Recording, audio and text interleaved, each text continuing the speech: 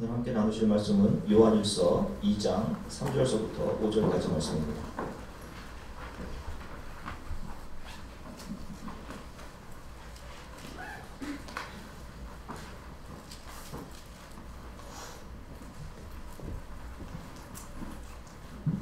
요한일서 2장 3절부터 5절까지 하셨으면 함께 하나님의 말씀을 한 목소리로 읽으시겠습니다.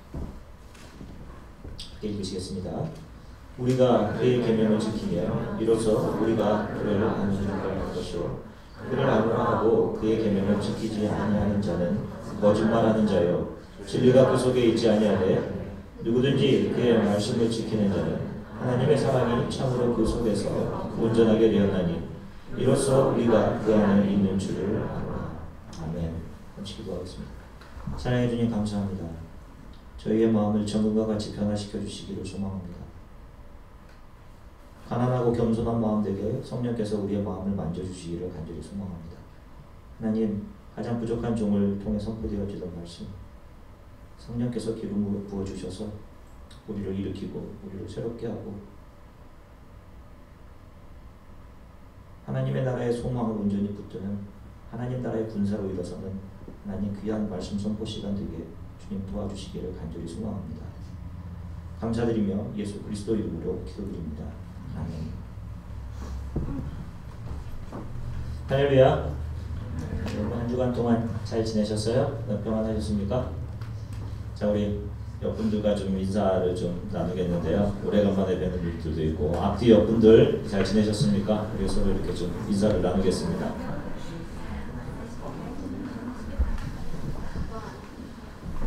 아멘. 우리가 계속해서 이제 거듭난 크리스찬에 대해서 하나님의 말씀을 살펴보고 있습니다. 오늘 이제 네 번째인데요. 우리가 저번 주에는 회개의 문을 통해서 들어왔는가 하는 제목으로 하나님의 말씀을 나누었습니다. 많은 사람들이 교회 안에 들어와 있습니다. 다양한 경험이나 다양한 이유들을 가지고 교회 안으로 들어와 있어요. 많은 사람들이 교회 생활을 하면서 자기 자신은 구원의 길을 가고 있다라는 그런 생각을 합니다. 그러나 구원의 문은 단 한 군데입니다. 예수 그리스도께서 마가복음 1장 15절에서 선포하신 것처럼 하나님의 나라가 가까웠으니 회개하고 복음을 믿으라 라고 선포하신 회개의 문을 통해서 들어와야 구원의 길이 시작되는 것입니다. 다른 문으로 들어오면 안 됩니다. 다른 문으로 들어온 것은 다 강도이고 절도입니다. 이것은 성도를 가장해서 결국에는 교회를 어지럽게 하고 교회를 분열시키고 사탄이 뿌려놓은 가라지에 불과한 것입니다.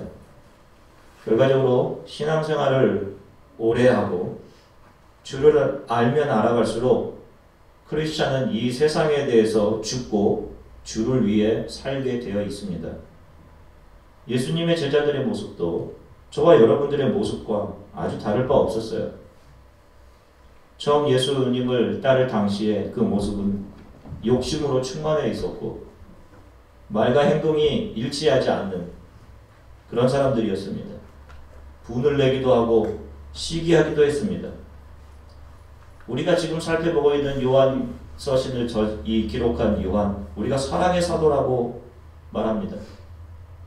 그렇게 얘기하는 이 요한, 지금 우리에게 이 서신을 통해서 우리의 거듭남을 주님 앞에 서게 되는 순간까지 점검해보고 또 점검해라, 이렇게 타는 듯한 마음으로 우리들에게 조언해주고 있는 그는 예수님을 따라다니던 초기에는 다른 제자보다 높은 자리에 앉기를 원했던 사람이고 사마리아인들이 예수님을 박대하자 누가복음 9장 54절에서 예수님께 이렇게 말했습니다. 주여 우리가 불을 명하여 하늘로부터 내려서 저들을 멸하라 하기를 원하십니까? 이러면서 자기와 예수님을 박대하는 사마리아 사람들에게 적개심을 품고 분노했고 과격했던 모습이 바로 우리가 지금 사랑의 사도라고 부르는 사도 요한과 그의 형제 야고보의 모습이었습니다. 불의 아들, 성격이 불같았던 요한과 야고보. 형 야고보는 예수님이 승천하신 이후 처음에 가장 높은 자리에 앉기를 원했던 자가 나중에는 가장 먼저 예수 그리스도가 승천하신 후 당시 사람들이 땅끝이라고 생각했던, 예수님이 땅끝까지 가라고 했던 그 명령 하나 붙잡고 당시 사람들이 땅끝이라고 생각했던 스페인까지 가서 그곳 사람들에게 복음을 증거하다가 예수님처럼 양과 같이 자신의 몸을 내어준 첫 번째 순교자가 되었습니다. 그리고 요한은 사도행전 8장 25절의 기록과 같이 예수님이 부활하신 후 그가 초기에는 그토록 분을 내고 적개심을 품었던 그 사마리아 사람들, 불을 내려서 저들을 멸하십시오라고 했던 그 사마리아 사람들에게로 찾아가서 그들에게 복음을 증거해주는 사랑과 용서의 사도로 변했습니다. 회개의 문을 통해 들어와 구원의 길을 가는 성도들에게는 날마다 주를 닮아감이 그의 삶 속에 있습니다. 그의 삶 속에 용서가 있고 변화된 성품이 있습니다. 여러분, 우리가 믿습니다, 믿습니다, 수백 번 말로만 고백하는 이 고백의 수만 계속해서 늘어나는 것이 아니라 그의 입술의 말이 변하고 성격이 변하고 그의 성품이 변해가는 것입니다. 왜? 내가 예수 그리스도를 만나고 보니 내가 정말 죄인 중에 괴수였구나. 내가 가장 하나님을 거역했던 그런 추악한 죄인이었음을 알게 됐기 때문이고, 그런 나를 용서하시고 십자가에서 자신의 모든 것을 다 내어주셔서 나를 용서하시고 자녀 삼아주신 하나님의 측량하지 못할 사랑을 알기 때문에 우리의 성품이 변해가고 예수 그리스도와 닮아가게 되는 것입니다. 분명히 말하지만 교회 안에는 양과 염소가 있습니다. 사도 요한은 말씀을 통해 과연 내가 양인지 염소인지 분별할 것을 촉구합니다. 다른 사람을 보고 분별하라는 것이 아닙니다. 저 사람은 양일 거야, 저 사람은 염소일 거야 하라는 것이 아닙니다. 너 자신을 보고 너 자신을 점검하라는 것입니다. 염소에 속해 있다는 증거가 드러난다면 즉각 회개하고 긍휼이 풍성하신 하나님 앞으로 돌아와라 하는 것입니다. 아무렇게나 교회 안으로 들어와 있는 것, 아무렇게나 교회 안으로 많이 들어오는 것, 아무렇게나 교회 안에 들어와서 직분받고 오랫동안 예배 많이 드리고 기도 많이 하고 하는 것, 그런 것이 중요한 것이 아닙니다. 바른 문, 회개의 문으로 들어오도록 안내를 받아야 하고, 단 한 명의 사람이라도 온전히 이 문을 통해 들어와 거듭남을 경험하고 성화의 길을 가는 크리스찬으로 훈련되어지는 것이 중요한 것입니다. 오늘은 하나님의 말씀을 지키고 있는가? 라는 제목으로 좀 짧게 하나님의 말씀을 나누고자 합니다. 요한은 그리스도를 믿는다고 하는 사람들 중에 분명히 아직도 진정한 회심, 거듭남을 경험하지 않은 많은 사람들이 있음을 분명하게 지적합니다. 어떤 열매를 맺는 나무가 좋은 나무냐라는 증거는 그가 좋은 열매를 맺을 때, 어떤 나무가 좋은 나무가 결국에는 그게 열매를 맺을 때, 먹을 만한 열매를 맺을 때 드러나는 것입니다. 하나님의 사람이 절대로 세상적인 열매를 맺지 못합니다.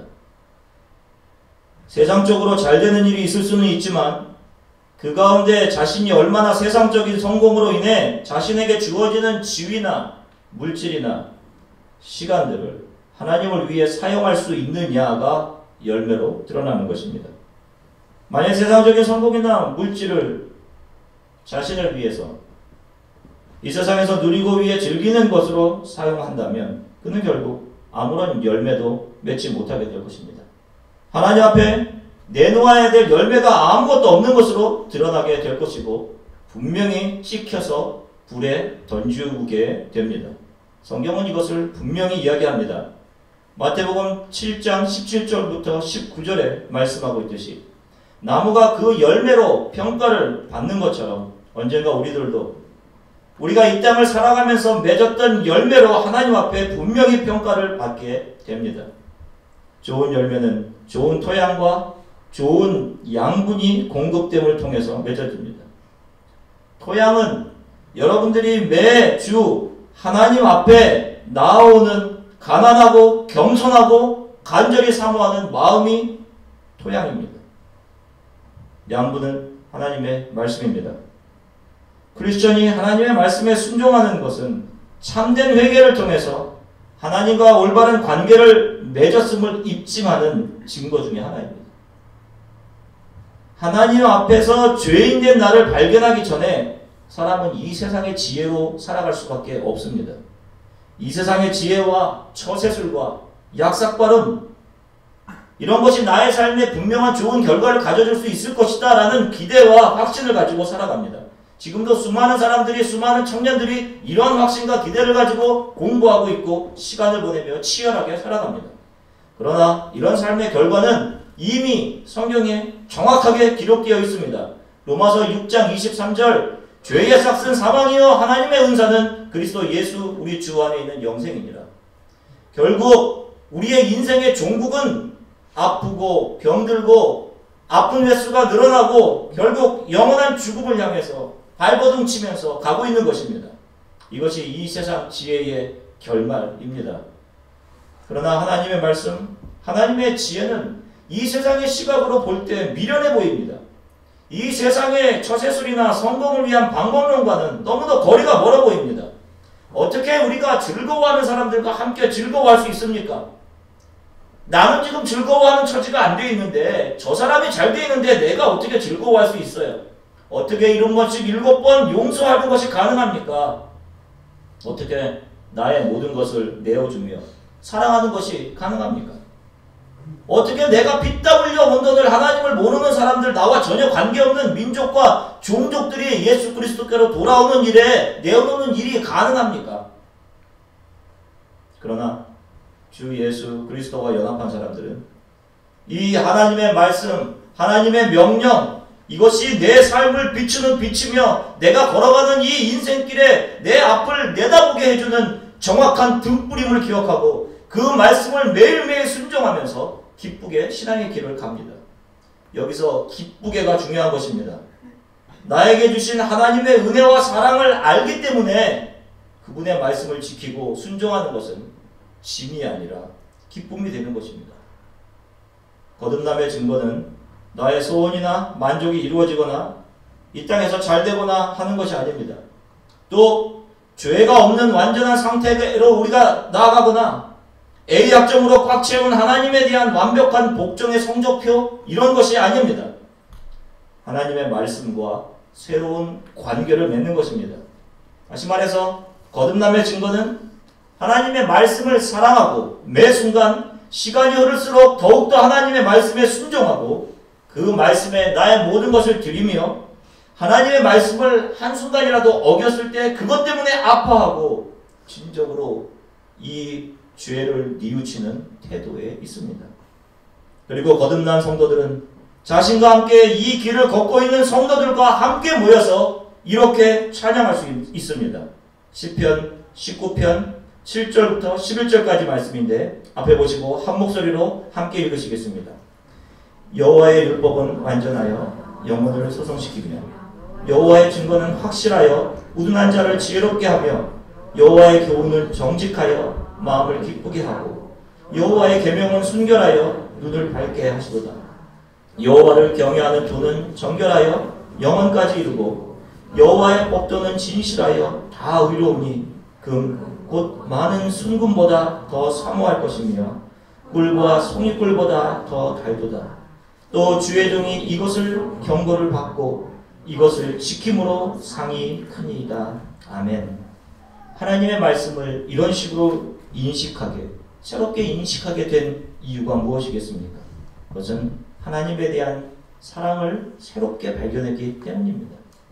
처음에 하나님의 말씀을 지키는 데는 어려움이 분명히 있습니다. 용기와 믿음을 요구합니다. 그러나 작은 것을 믿음으로 지켜나가면서 이 찬양을 기록한 다윗은 그 순종하는 자들에게 말씀의 약속을 정확하게 이루시는 하나님을 조금씩 더 알아가게 되었습니다. 여러분, 갑자기 우리의 믿음이 한 번의 집회나 어떠한 성령 은사 집회 이런 것을 통해서 강해진다고 생각하시면 절대로 안 됩니다. 그렇게 되는 것은 절대로 없어요. 우리의 믿음은 스텝 바이 스텝, 작은 것으로부터 시작해서 큰 것으로 자라나게 되어 있는 것입니다. 순종이라는 것, 하나님 말씀에 순종하는 것, 눈에 보이지 않기 때문에 이 믿음을 지키고 순종하는 것, 처음에는 고통과 용기를 요구합니다. 그러나 그 순종을 통해 우리의 믿음은 증명되고 하나님을 더 알아가게 되고, 그래서 하나님을 확신하게 되고, 다음에 이 같은 요구가 다가올 때 또 그 앞에 순종할 수 있게 되는 그런 믿음으로 점점 자라가게 되는 것입니다. 하나님의 말씀을 잘 알지 못해서 그 말씀을 제대로 붙들지 못하는 사람들도 많이 있습니다. 그렇기 때문에 우리가 가능하면 하나님의 말씀을 많이 읽고 정확하게 배우고 하나님의 말씀이 정확하게 선포되어지는 것을 듣는 것이 중요합니다.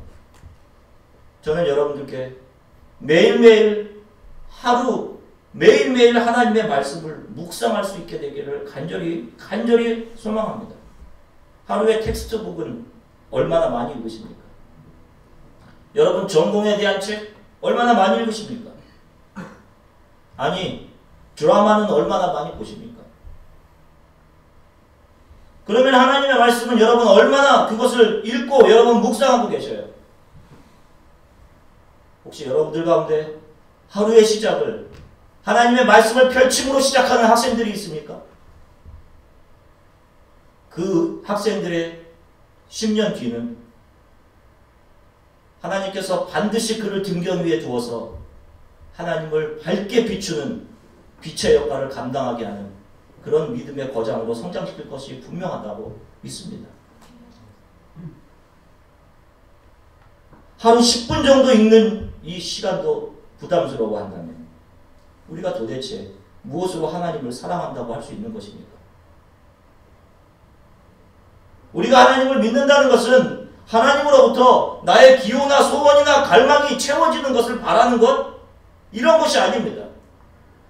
그분의 한량없는 사랑을 깨닫고 그분의 사랑에 감격해서 그분이 기뻐하시는 일을 알아내고 그분이 나에게 원하시는 일이 무엇이든지를 발견해가고 그 일을 해가는 것입니다. 자꾸만 믿음 이렇게 하는데, 안타까운 기도 중에 하나가 주시옵소서 하는 기도인데 이미 하나님께서는 우리에게 모든 것을 다 주고 계십니다. 믿음이라는 것은 추상이나 형이상학적인 것이 아닙니다. 구체적인 것입니다. 믿음이 좋다는 것, 내 생각과 내 인격, 내 성품이 주 예수 그리스도를 닮아가는 것입니다. 왜 이런 부분들은 우리 크리스찬들이 신경 쓰지 않는지 안타깝습니다. 분을 내던 성격들이, 쉽게 분노하던 성격들이 온유한 성품으로 좀 변화되어 가야 합니다. 우리의 인격이 예수 그리스도의 인격으로, 그분의 겸손한 인격으로 좀 날마다 변해 가야 합니다.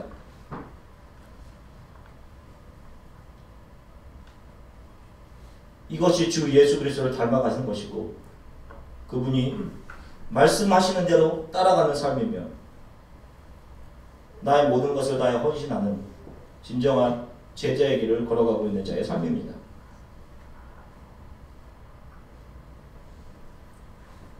크리스천들 중에 참 답답하고 안타까운 것, 나의 유익은 많이 하나님께 구하는데 다른 사람을 전혀 배려할 줄 모르는 그런 크리스천들 보면 많이 안타깝습니다. 사실 기독교라는 것은 단순한 것입니다. 예수님이 보여주신 그분의 모든 것을 조금씩 닮아가는 것입니다. 그분이 연약하고 부족한 사람들을 대하셨던 태도, 그분이 더러운 죄 속에서 허덕이던 여인과 수많은 죄인들을 용서하셨던 그분의 용서, 높은 데 앉거나 높은 곳에 거하지 않으셨던 그분의 낮아지심, 이런 것들을 우리가 본받아 우리의 삶에서 그렇게 살아가는 것입니다. 내가 용서받았으면 여러분 용서할 수 있어야 합니다. 나는 수억의 용서를 받았으면서 100을 용서하지 못한다면 이것은 악함 가운데 있는 것입니다. 주께서 세상의 모든 종족이 주께로 돌아오는 일을 위해 가라. 그리고 가서 그들을 좀 도와라. 그들을 가르쳐라. 그들에게 세례를 주라. 그들로 예수를 믿는 제자가 되게 하라 라고 하셨으면 우리 삶의 가장 중요한 가치가 바로 이것이 되어야 할 것입니다. 다른 것들을 중요시하면서 그저 부스러기로 이런 일을 섬기려고 하는 것은 은혜를 모르는 일입니다. 하나님께서 이스라엘 백성들에게 만나를 베풀어 주셨습니다. 우리가 지금 출애굽기 읽어가시죠. 출애굽기 16장에 이 장면들이 나옵니다. 하루에 2리터만을 담아놓으라고 했습니다. 만나라는 음식을 광야에 내리시면서 한 오멜 2리터의 음식만을 담아오라 라고 했습니다. 이 사람이 참 웃깁니다. 2리터만 담아오라고 했으면 2리터만 담아오면 되는데 어떤 사람은 더 담아옵니다. 그러자 어떤 일이 일어납니까? 금방 벌레가 나서 하루치 이상의 음식이 다 썩어버리고 맙니다. 그리고 안식일 전날에는 4리터 이틀치를 담아두라 라고 하나님께서 말씀하십니다. 그래서 이틀치를 담아옵니다. 그런데 이상하게도 똑같은 만나이고 똑같은 양식인데 이번 거는 이틀이 지나도 상하지가 않습니다. 이게 무슨 의미입니까? 우리를 살리는 것, 저와 여러분들을 살게 하는 것은 우리가 생각할 때는 음식이라고 생각합니다. 음식이 없으면 죽으니까. 하나님이 무엇을 보여주십니까? 하나님의 자녀들을 먹이는 것은 음식이 아니다. 그런 피지컬한 그런 음식이 아니다. 하나님이다. 하나님의 말씀이 너희를 살린다. 그분의 말씀에 순종하면 정확하게 성지하신 하나님의 손으로 너희들이 공급받는 것을 경험하게 될 것이다. 이 세상을 넉넉히 살아갈 수 있다라는 그런 말씀을 출애굽기 16장 만나의 사건을 통해 보여주시고 있는 것입니다. 정리하겠습니다. 거듭난 크리스찬은 자신의 연약함을 인정합니다. 그러기에 다른 사람의 연약함도 억셉트할 수 있습니다. 거듭난 크리스찬도 세상에서 유혹되고 하나님의 말씀에 무관심하고 그분의 말씀대로 살지 못하는 순간이 있습니다. 그러나 이들은 이러한 자신의 모습을 생각하며 가슴 아파하고 자신이 하나님께 한 일들에 대해 죄송해하고 탄식합니다. 이들의 그러한 죄송함과 슬픔과 탄식은 그들이 거듭난 크리스찬이라는 확실한 증거입니다.